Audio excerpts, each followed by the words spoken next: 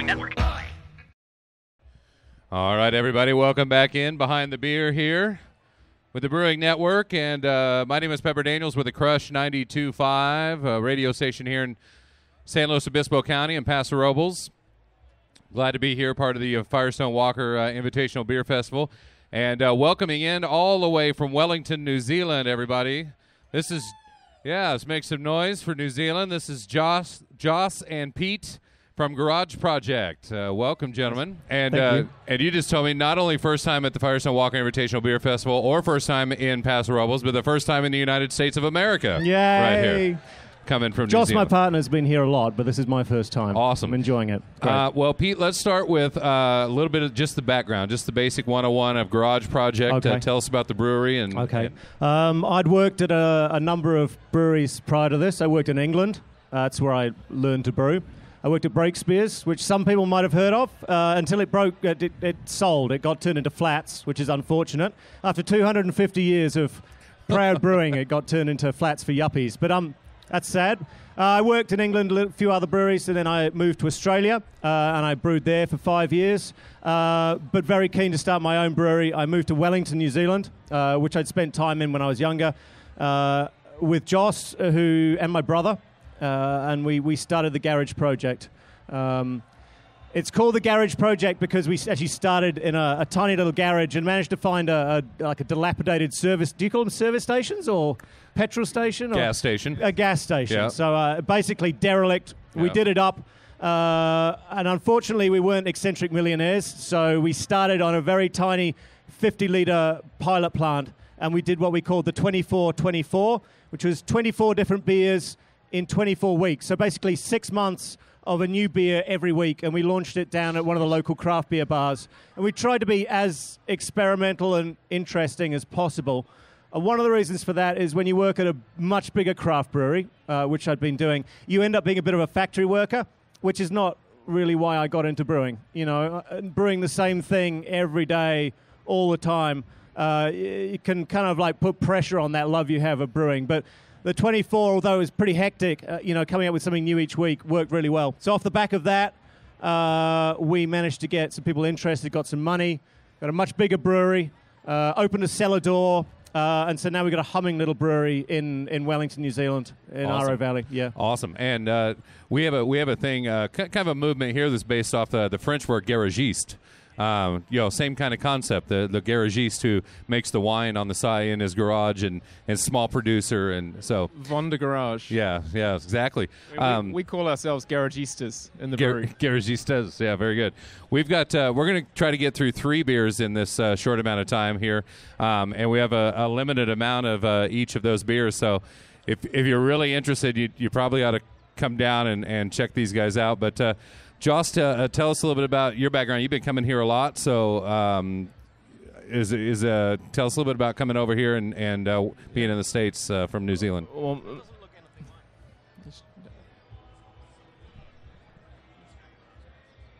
it's up here. They're poor. Oh, it's over that one.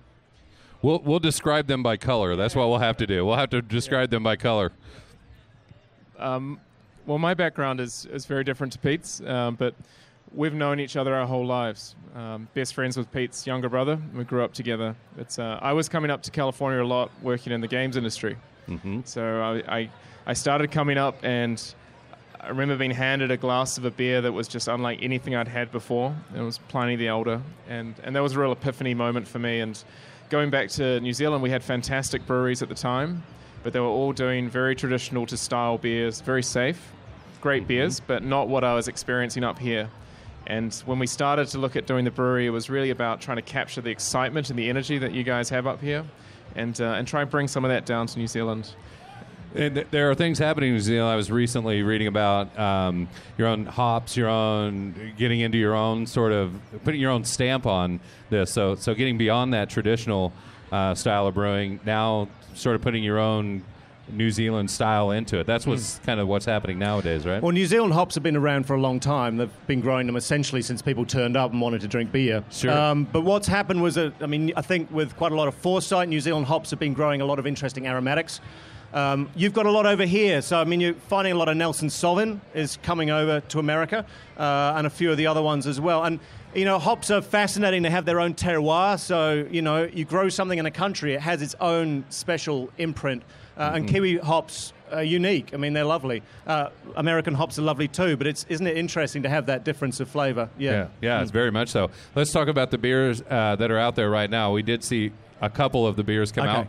Try to do three of them. Start with the Sauvin. Yeah, so Sauvin Nouveau is going around. If you've got a very, very light coloured beer in your glass, it's a Kiwi Pilsner, very crisp, very clean, very Nelson Sauvin hop heavy, but all at the end of the boil. So we're aiming for aromatics rather than bitterness. What we do, though, is we start the Pilsner, and then we have a lot of wine growing in our area as well. So we rush over the hill into the Wairarapa. We have a winery that we're very good friends with. We get freshly crushed Sauvignon Blanc juice, and we rush it back to the brewery and inject it into the beer. So basically what we're doing is we're co-fermenting beer, a Pilsner, very high in Nelson Sauvin, with Sauvignon Blanc juice. About 10% of the total volume is Sauvignon Blanc juice, and the two ferment together. What's interesting about Sauvignon Blanc juice and Nelson Sauvin hops are they contain an identical chemical compound that gives them that amazing aroma. So basically it was trying to combine those two together to sort of supercharge that aroma. Yeah. Would you say anything else about Sauvin Nouveau? I mean, what's interesting, we first started this, you've got the same thing here. People have been doing a lot of hop harvest beers. So they rush off, get a lot of wet hop, and make a harvest beer for the hop harvest. We'd done that, and we felt like everyone else was doing it as well. So we wanted to do something different. So we came up with this idea of doing a grape harvest beer instead. Right. It's just a little bit cheeky, a bit fun. And then this year as well, we did this last year, we've repeated it this year. We've also done a Pinot Noir version, which is very dark, like a dark ruby lager, Pinot Noir juice, and we've also had that resting on the skins of the Pinot Noir as well. So about half a ton of Pinot Noir crushed, the skins and the juice in with the beer. Awesome. If you love wine and you love beer, this is the place. These are the guys to hang out with. That's amazing right there. Yeah. Beer before wine, you'll be fine. Exactly. Remember that. However that wine works. and right? beer, you'll feel queer. Yeah. That's going to be lost in translation probably here in America. Yeah, definitely. No, or maybe not. Or maybe not. Depends, right? It depends. Very cool. That's a great one. I want to drop, just to let you know, we will take some questions here in just a minute, but we also saw the IPA go out too. I'm not sure if it was the IPA. We also have basically it's called Happy Days, which I think was brought over. I don't know if it came out by accident as well. It's basically a very sessionable pale ale, only 4.6%, which, look, I think it's nice. Having worked in England for a while, a lot of the beers are much lower alcohol, and you really, you can sit down in the sun and you can genuinely drink quite a lot before you start to feel all that worse for wear. If you try hard, you can. I can tell you from experience. But basically, easy drinking, not desperately bitter, but a lot of very interesting Kiwi hops. Southern Cross, which is a lovely bittering hop with great flavor as well, kind of lemony.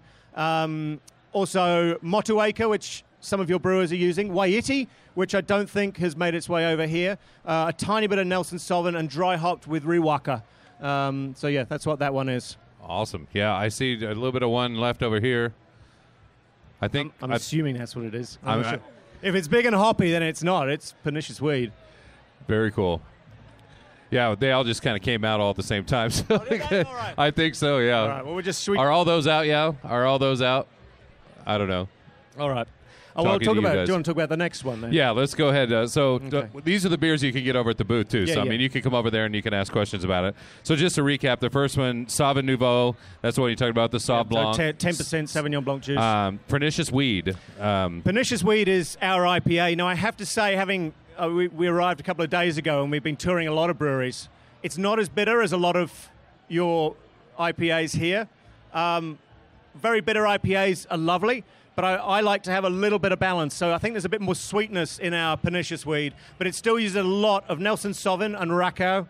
I brought it over because I thought that would be quite a unique combination for people to try over here, but I've actually already met 5, I think, American brewers who are using that same combo here. So you guys have got our hops. You've actually got too many of our hops, to be honest. So give some back. A couple of years ago, actually, for the local brewers, the hops ran out. It had all gone overseas, not just America, but Japan as well. And it got to the point we, opened the cupboard. The cupboard was bare. It was pretty grim. New Zealand hops have been a bit nicer to us since then. There was a small rebellion, but yeah. You have to protect your own before you share with the rest of the world is what you got to do. It's nice to be generous, but not to a fault, yeah. So pernicious weed, I don't know, do you know the name, where the name comes from? In England, they used to bitter their beers with basically a herbal concoction called gruit, which had all sorts of wonderful things in it.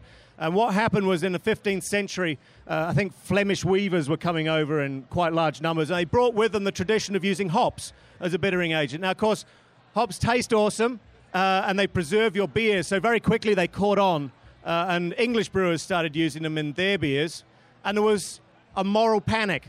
People were saying, what is this foreign ingredient in our English beer?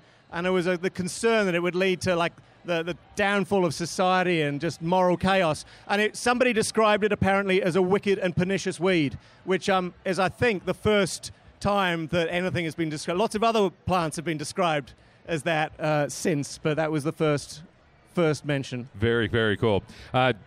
Just to reset for you, this is the Garage Project, or the Garage Project from New Zealand. And this is Joss and Pete right here. I've seen another picture come out, and I think we could tell by the color of that one which one that one is. You want to talk about this one? This is the Umami Monster. Is this the Imperial Brown Ale here? And so the concept we have behind the Umami beer is whenever we come to a festival, we like to do beers that are a bit more playful, a bit more out there. And we really decided that we wanted to go after a beer to capture that rich, intense flavor of umami. We thought that the world might not be ready for an MSG beer, and would take it back a notch and actually develop those flavors in a more natural, conventional way. So the beer that you're getting now is called Umami Monster. It's a beer that we've brewed to really capture that rich, intense flavor, the fifth flavor sensation. It was probably quite a challenging beer to do with the sheer amount of ingredients going into it. The way we've gone about brewing this beer, it's an Imperial Brown Ale. We've brewed it with a portion of oak smoked malt, and into the boil we have 20 kgs of kombu. It's a dried kelp. For this particular kombu, it's one that we actually got from New Zealand, so it's native New Zealand seaweed in the beer. And we also have a portion of seawater that's gone into the brew. We have a friend who's an avid diver, and he's got one of those little submersible tow devices like you see in the James Bond films when people go underwater. And he went out about a mile out from the coast and gathered some very clean, very fresh seawater for us in very rough weather. Like that. Brought it back to the brewery. That went into the beer. And we've also put 30 kgs of katsuobushi, bonito flakes. So basically smoked, fermented, dried, petrified, and shaved fish. So if there are any vegans out there, you might have to spit it out now. All right. You can carry on talking about that. Oh, okay. So yeah, the aim was to try and capture that really intense kind of savory character.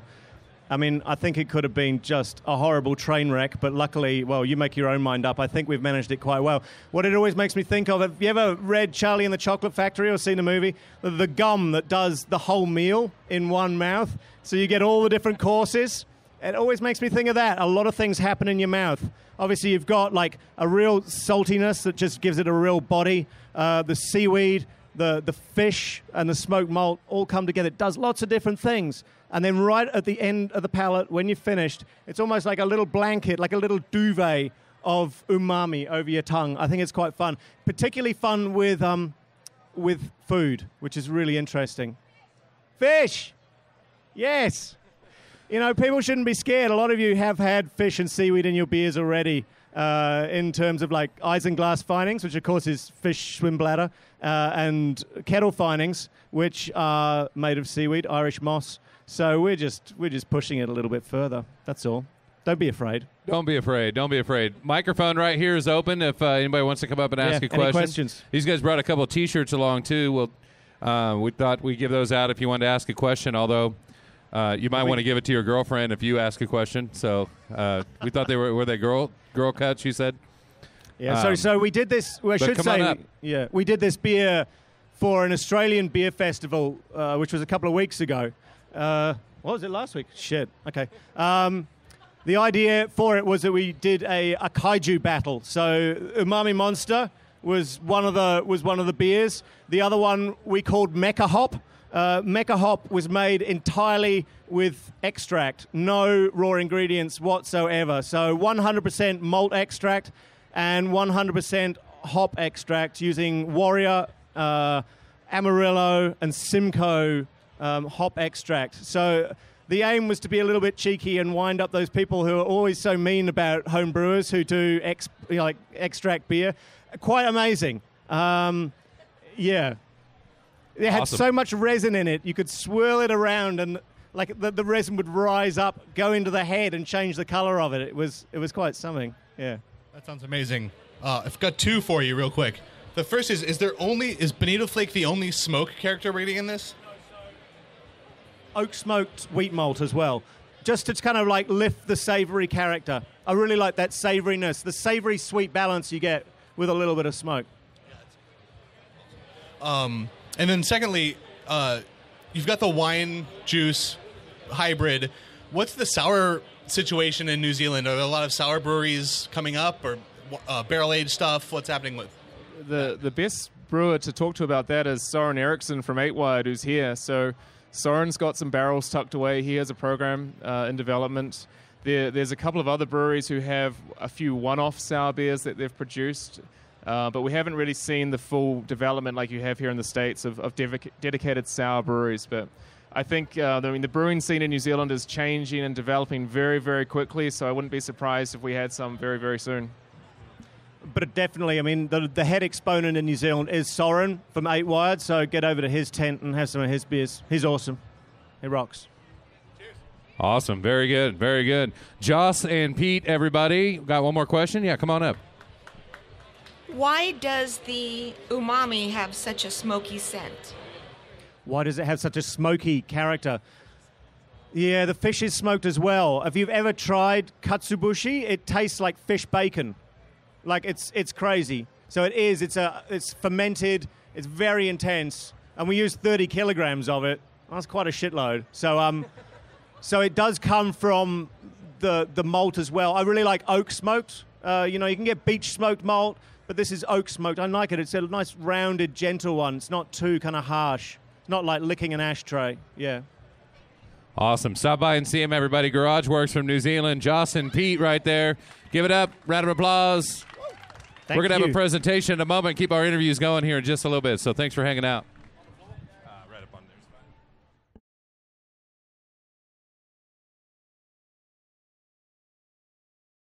there. The Brewing Network.